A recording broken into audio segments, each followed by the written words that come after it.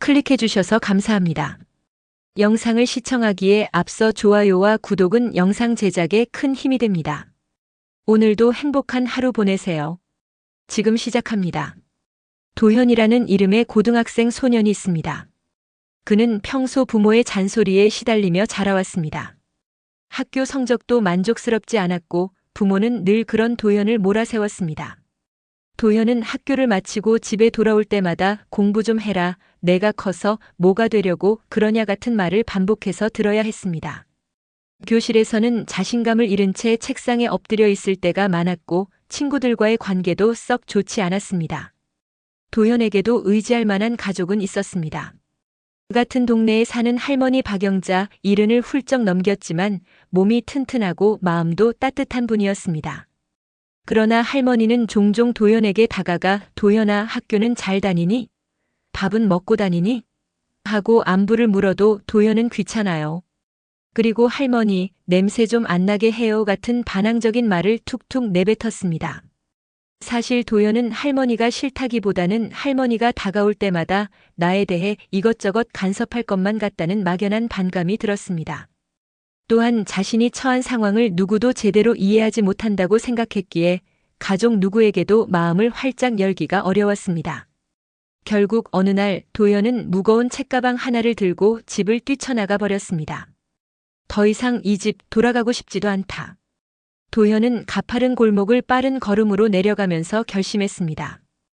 혼자 사는 게 훨씬 나을 거야. 적어도 마음 편하게 지낼 수 있잖아. 처음엔 해방감이 들었습니다. 거리에 불빛이 반짝이는 밤 친구들 몇 명과 어울려 PC방에서 밤을 새우고 컵라면으로 끼니를 때우는 생활을 가볍게 여겼습니다. 집에 있으면 숨도 쉴 수 없잖아. 지금이 훨씬 자유롭지. 라고 스스로를 위로했습니다. 하지만 부모는 도현이 집을 나간 뒤에도 한동안 무심했습니다.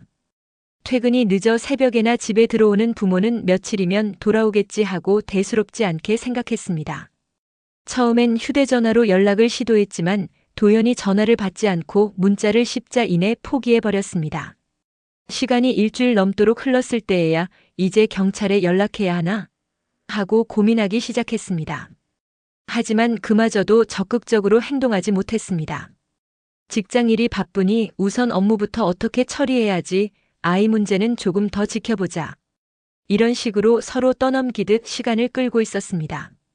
그 모습을 지켜보던 할머니 박영자는 불안하고 초조해졌습니다. 저렇게 시간이 가면 우리 도현이가 잘못될 수도 있어. 도대체 왜들 이러나? 결국 할머니가 직접 나서기로 했습니다. 아들아, 며느라, 내가 직접 도현이를 찾아볼 테니 경찰에 신고하기 전에 며칠만 시간을 주어다오. 부모는 아쉬운 표정으로 어머니, 그럼 부탁 좀 드릴게요. 엄마 말이라면 듣겠죠 라고 말했습니다. 실상 부모도 할머니가 어떻게든 도현을 찾아줄 거라고 내심 기대하고 있었습니다. 그날부터 박영자 할머니는 본격적으로 손주를 찾기 위해 동네를 샅샅이 뒤지기 시작했습니다. 낮에는 비교적 안전하니 주위 사람들에게 사진을 보여주며 물어봤고 밤이 되면 조심스럽게 PC방, 노래방, 분식집 등을 돌며 도현의 흔적을 찾았습니다.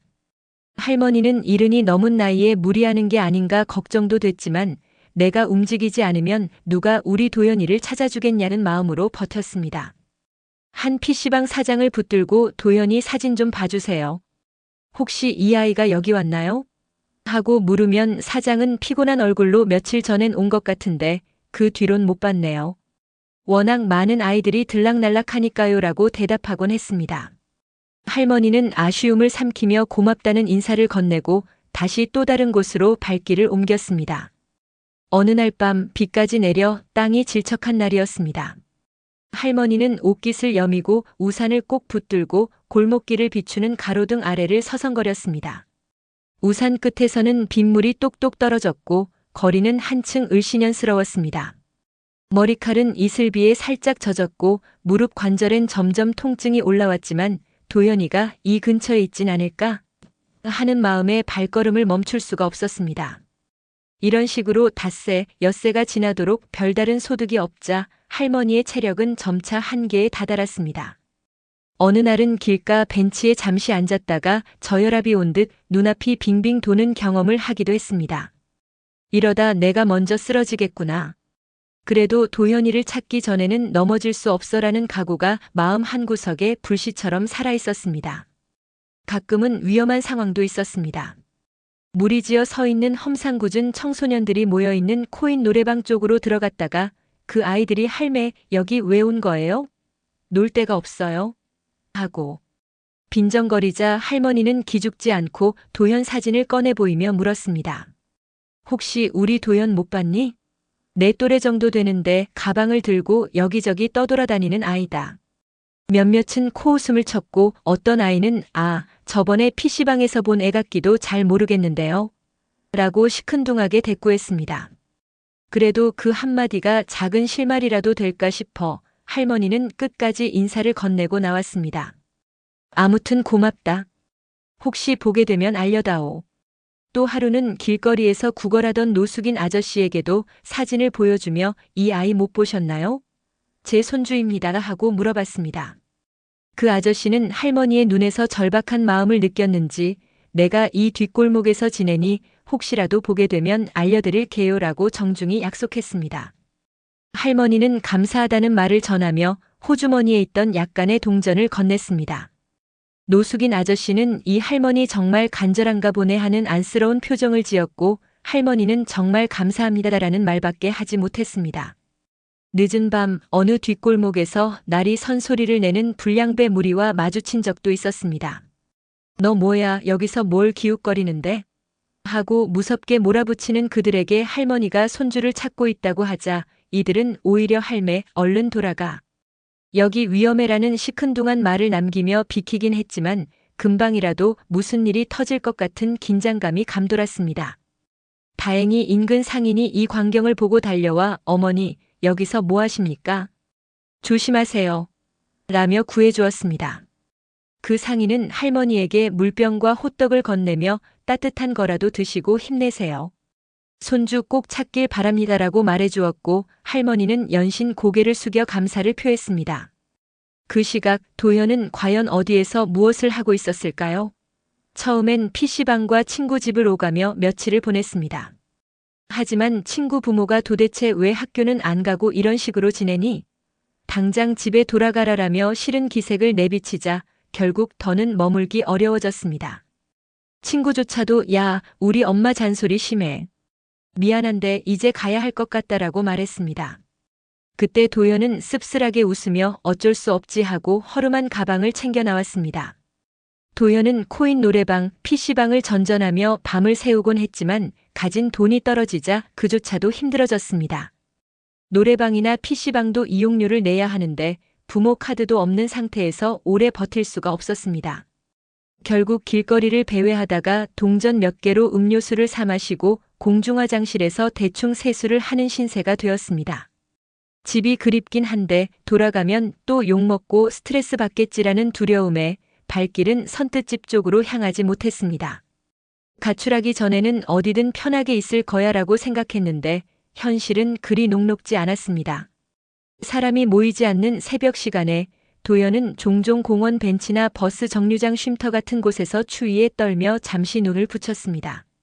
쓸쓸한 가로등 불빛이 자기 그림자를 길게 비추고 찬바람이 코끝을 얼어붙게 만들 때면 마음 한켠에 집 가고 싶다는 생각이 스물스물 올라왔습니다. 그러나 또 다른 한쪽에서는 지금 가면 부모가 얼마나 잔소리를 퍼부을까, 그리고 내가 이렇게 나온 게 괜한 행동은 아니었을 텐데 하며 자존심과 두려움이 교차했습니다. 어느 날 밤 도현은 추위에 떨면서 자신도 모르게 할머니를 떠올렸습니다.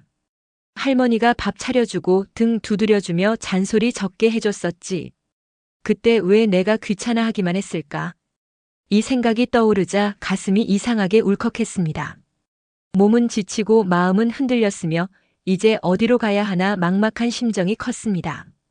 할머니가 나를 찾고 있을까? 아니, 할머니가 아셔도 부모가 있잖아. 누구도 날 반갑게 받아주지 않을 거야. 이렇게 생각하면서도 이상하게도 할머니 얼굴이 자꾸 떠오르는 걸 멈출 수 없었습니다. 할머니 박영자는 며칠간의 수색 끝에 어떤 청소년에게서 요즘 저 공원 근처에서 비슷한 애를 본 것 같다는 얘기를 들었습니다. 그 말에 희망의 끈을 부여잡은 할머니는 그날 바로 공원으로 달려갔습니다. 시간이 이미 자정을 넘긴 깊은 밤이었습니다. 공원은 인적이 드물고 가로등 불빛도 어두워 마음 한구석에선 조금 겁이 났지만 그래도 멈출 수 없었습니다. 공원 한편 벤치에 웅크리고 있는 누군가가 보였습니다. 쭈그린 채로 몸을 웅크리고 있었고 겉옷도 제대로 걸치지 못해 보였습니다. 할머니는 혹시나 싶어 조심스럽게 다가갔습니다. 설마 도연이가 하는 마음으로 발걸음을 옮기는데 가까이 가서 보니 익숙한 실루엣이 눈에 들어왔습니다. 그리고 어스름한 조명 속에 비친 얼굴은 분명 도연이었습니다. 그토록 찾아 헤매던 손주가 떨고 있는 모습에 할머니 가슴이 쿵 내려앉았습니다. 도연아! 하는 간절한 외침에 도연은 깜짝 놀라 고개를 들었습니다. 어둠 속에서 할머니가 자신을 바라보는 순간 도연은 믿을 수 없다는 표정을 지었습니다. 할머니 여기까지 어떻게 목소리는 갈라졌고 그간의 날들이 떠오르면서 눈물이 왈칵 쏟아지려는 걸 억눌렀습니다. 할머니는 차가운 벤치에 앉아있는 도연에게 달려가 마른 손으로 그의 어깨를 감싸 안았습니다. 어휴, 이놈아, 얼마나 여기서 떨고 있었어. 내가 널 찾느라 얼마나 뒤지고 다녔는지 아니. 그 순간 도연은 굳게 닫았던 마음이 순간적으로 무너져 내리는 듯 했습니다. 할머니 한마디를 내뱉자 눈물이 주르륵 흘러내렸습니다. 서로 부둥켜 안고 한동안 말을 잇지 못했습니다.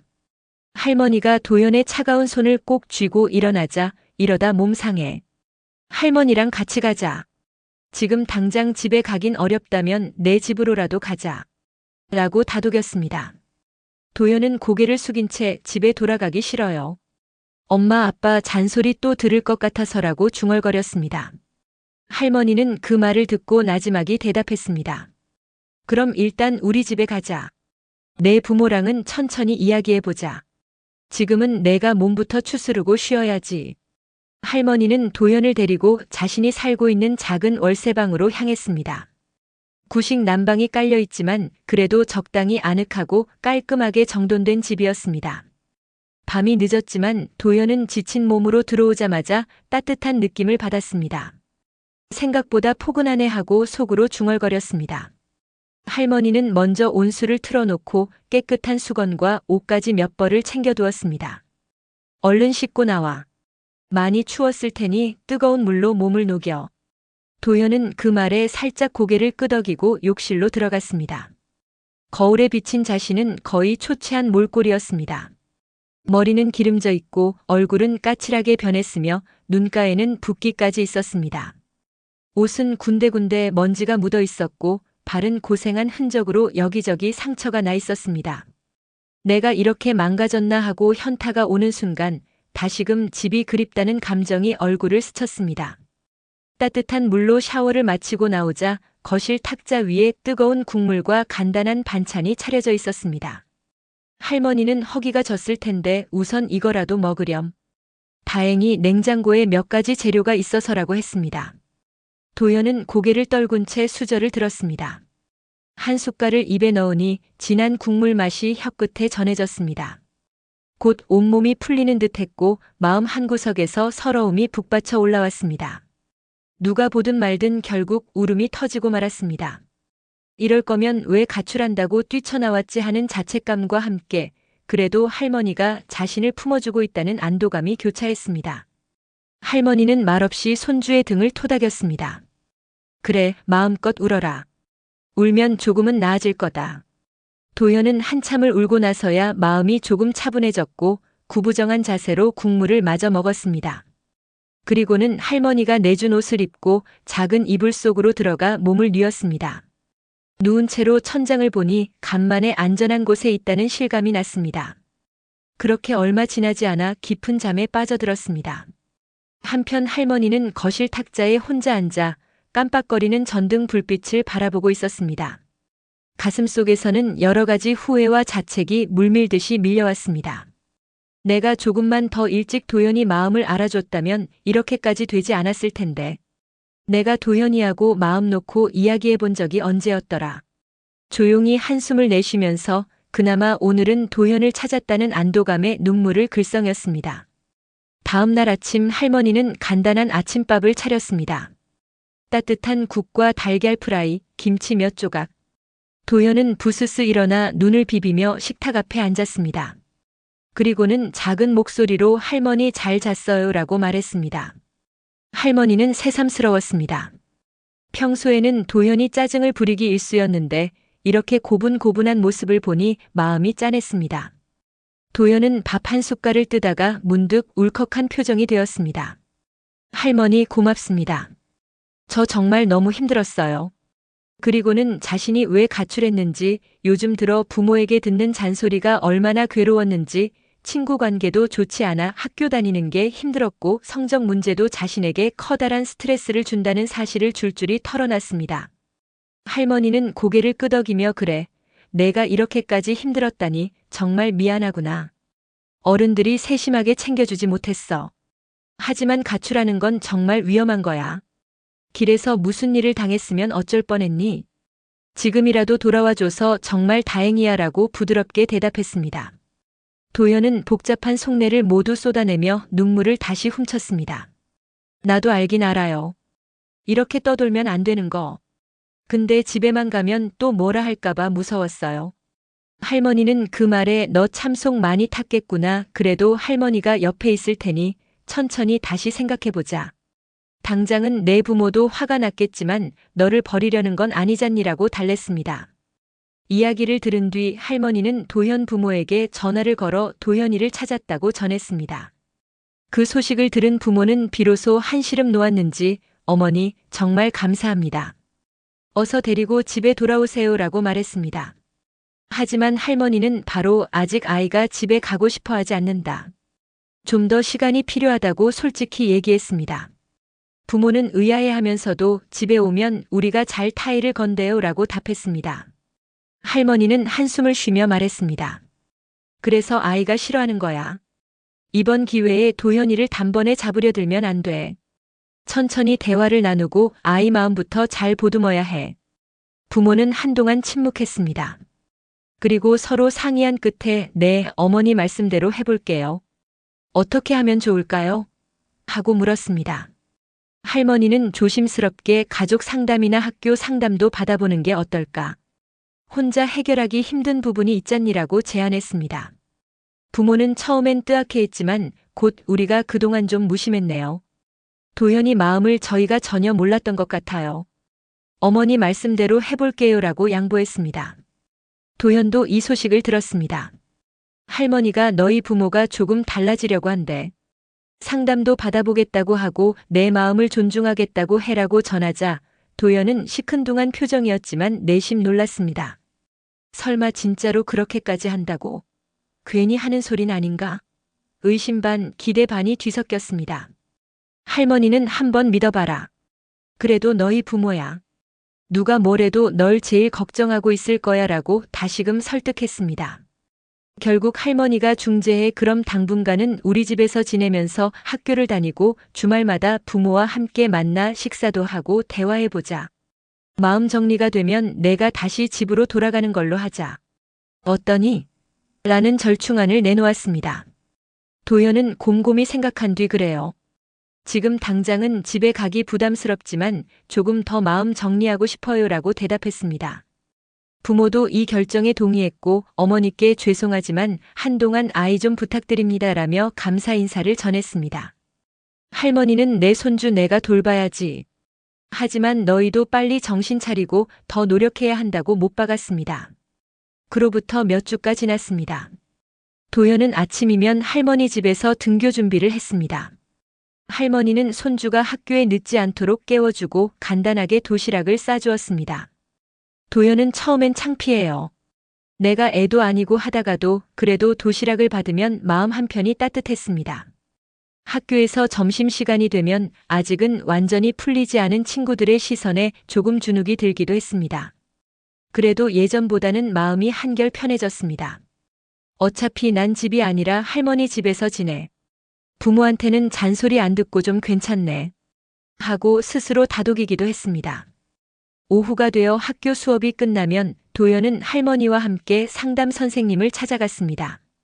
처음엔 말문이 잘 열리지 않았지만 할머니가 곁에서 도현이가 요새 어떤 생각을 하는지 천천히 말해보렴 하고 격려해주자 마음이 조금씩 풀렸습니다. 자신의 두려움, 부모에게 서운했던 점, 그리고 친구들과의 갈등 등을 솔직하게 이야기하면서 점차 심리적 안정을 되찾았습니다. 상담 선생님도 도연이가 크게 잘못된 게 아니에요. 단지 가족과 소통이 없었던 거고 공부 압박이 심했을 뿐이에요 라며 긍정적으로 도연을 다독였습니다. 얼마 후 주말이 되면 부모가 직접 할머니 집 근처로 찾아와 도연과 함께 식사를 했습니다. 서툴지만 서로 조금씩 대화를 시도했습니다. 아버지는 그래, 최근엔 학교에서 어떤지 궁금하구나라고 물었고 도연은 뭐 그냥 적당히 다니고 있어요 라고 짧게 대답했지만 그 표정엔 예전처럼 반항심이 가득하지는 않았습니다. 어머니도 미안하다. 회사 일에 치여서 내가 얼마나 힘든지 잘 몰랐어 라는 말을 하며 고개를 숙였습니다. 도연은 잠시 말이 없었지만 할머니가 옆에서 살짝 팔을 건드리자 고개를 끄덕였습니다. 나도 갑자기 집 나가서 죄송해요. 말끝을 흐리며 그래도 마음 한편이 꽉 조여오던 감정이 조금 풀리는 기분을 느꼈습니다. 도현 부모 또한 회사 일정을 조금 조정해 평일 저녁에라도 도현과 통화하거나 메시지를 주고받으려 애썼습니다. 할머니 입장에서는 조금 늦었지만 그래도 다행이다. 이제라도 아이에게 관심을 주기 시작하니 하고 안도했습니다. 도현은 자신의 성적이 갑자기 뛰어오르지는 않았지만 출석은 꾸준히 하며 학교 생활을 이어갔습니다. 무엇보다 날이 갈수록 표정이 밝아졌고 친구들과도 조금씩 관계를 회복해 나갔습니다. 몇 달이 흐르고 어느 날 저녁 도연은 할머니가 차려준 반찬을 하나씩 맛보며 느릿하게 입을 열었습니다. 할머니, 이제 곧 집으로 돌아가고 싶어요. 할머니는 순간 조금 놀라며 그래? 준비가 됐다고 생각하니? 라고 물었습니다. 도연은 천천히 고개를 끄덕였습니다. 너무 오래 신세졌고 이제는 부모님하고 다시 지낼 용기가 생겼어요. 그리고 할머니가 고생하시는 것도 미안하고요. 할머니는 잠시 눈시울이 붉어졌습니다. 사실 손주가 곁에 있으니 외롭지 않았고 도연을 돌보는 동안 할머니도 삶의 활력을 느꼈습니다. 하지만 이 아이가 자기 집으로 돌아가 가족과 지내는 게 제일 좋은 길이겠지라는 생각이 들자 미소를 지으며 손주 머리를 쓰다듬었습니다. 그래, 잘 생각했어. 부모가 널 기다리고 있을 거야. 그리고 며칠 뒤 도연은 챙겨온 짐을 다시 가방에 넣고 할머니와 함께 버스 정류장으로 걸어갔습니다. 거리에는 봄 햇살이 부드럽게 내리쬐고 있었고 바람은 산들산들 불어와 두 사람의 머리카락을 흔들었습니다. 도현은 호주머니에 손을 찔러 넣고 땅바닥을 보며 걷다가 한참 뒤에야 할머니에게 작은 목소리로 말했습니다. 할머니, 정말 감사했어요. 안 계셨으면 나 진짜 큰일 날 뻔했어요. 할머니는 그 말을 듣고 손주의 어깨에 손을 올린 채로 따뜻하게 답했습니다. 내가 널 안 찾으면 누가 찾겠니? 이 할미가 있어 내가 마음을 붙일 수 있었다면 그걸로 난 충분히 기쁘단다. 버스가 도착했고 도연이 할머니에게 살짝 포옹을 하자 할머니는 아이를 꼭 안아주며 속삭였습니다. 이제는 어른들 말도 너무 무시하지 말고 내 마음도 솔직히 표현해라. 그래야 서로 상처를 덜 주지. 도연은 고개를 끄덕이며 한층 성숙해진 표정으로 버스에 올라탔습니다. 창문 너머로 할머니가 손을 흔들자 도연은 헤어지기 아쉬운 듯 짧게 손을 흔들고는 할머니, 자주 전화해요. 그리고 나도 연락 자주 할게요 라고 외쳤습니다. 버스가 출발하자 할머니는 해사하게 웃으며 작게 중얼거렸습니다. 그래, 우리 도연이. 힘들면 언제든 내게 오렴. 할미는 늘 여기 있을 테니. 버스가 점차 멀어지고 그 뒷모습이 사라지는 순간 할머니는 희비가 교차했습니다. 섭섭함과 뿌듯함이 동시에 밀려왔지만 결국 손주를 바른 길로 되돌려 놓았다는 안도감이 더 컸습니다. 언젠가 도연이 또 삶의 벽에 부딪히더라도 이번 일을 통해 서로 한층 가까워졌으니 이전처럼 극단적인 방식을 택하진 않을 것이라 믿었습니다. 이번 이야기는 한 소년의 가출과 그를 찾아 나선 할머니의 애절한 노력을 중심으로 전개되었습니다. 가족 간의 대화가 얼마나 부족했는지, 그리고 청소년이 겪는 스트레스와 외로움이 어떤 식으로 가출까지 이어질 수 있는지 보여줍니다. 동시에 나이 많은 할머니가 위험을 무릅쓰고 골목골목을 뒤지며 손주를 찾아다니는 장면은 혈연의 끈이 얼마나 강력하며 또 얼마나 절절한 사랑인지를 다시금 깨닫게 해줍니다. 부모의 무관심과 바쁜 일상, 청소년기의 불안정한 감정, 그리고 세대 간 소통의 부재가 겹치면 가정 내 갈등은 걷잡을 수 없이 커집니다. 하지만 결국 사태의 해결책은 서로의 진심 어린 대화와 관심에서 비롯됩니다. 도현 부모가 뒤늦게나마 상담을 받고 도현과 대화를 시도하며 내가 얼마나 힘들었는지 몰랐다고 사과하는 모습처럼 가족이란 결국 서로를 챙기고 보듬을 때 비로소 그 의미가 살아납니다. 특히 이 이야기에서 할머니의 역할은 매우 인상적입니다. 손주와 세대 차이가 크고 몸도 마음도 예전만큼은 자유롭지 않을 수 있지만 사랑이라는 동기는 그 모든 한계를 뛰어넘게 만듭니다. 온몸을 던져 위험한 뒷골목을 수색하고 노숙인에게까지 도움을 청하며 마침내 손주를 찾아낸 그 여정은 우리에게 어른스러움이란 단지 나이만으로 결정되는 것이 아니라는 교훈을 줍니다. 진짜 어른은 상대가 힘들 때 기꺼이 손을 내밀어 줄 수 있는 사람, 그리고 잘못된 길로 들어서지 않도록 마음을 다해 부둥켜 안아줄 수 있는 사람이라는 사실을 알게 됩니다. 이 이야기가 던지는 또 다른 지혜는 당장 문제가 해결된 것처럼 보여도 마음의 상처와 갈등의 원인은 꾸준한 관심과 소통이 없으면 다시 골마 터질 수 있다는 점입니다.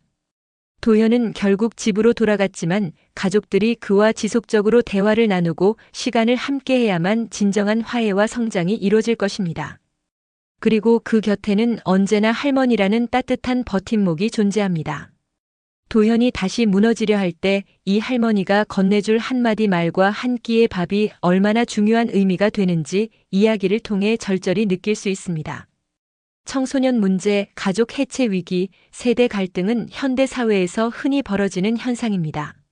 하지만 어떤 위기라도 결국 사람과 사람 사이의 진실한 마음 교류로 풀 수 있습니다. 그 용기 있는 사랑을 가장 잘 보여주는 존재가 바로 이야기 속 할머니라고 볼 수 있지요. 이상으로 손주 가출을 계기로 시작된 가족 간의 갈등과 해결 과정을 담은 오디오북 대본을 마치겠습니다. 청취해 주셔서 감사합니다. 그리고 이 이야기 속 인물들이 보여준 과정을 통해 우리도 모두 서로의 마음을 먼저 헤아리는 가족이 될 수 있길 바랍니다.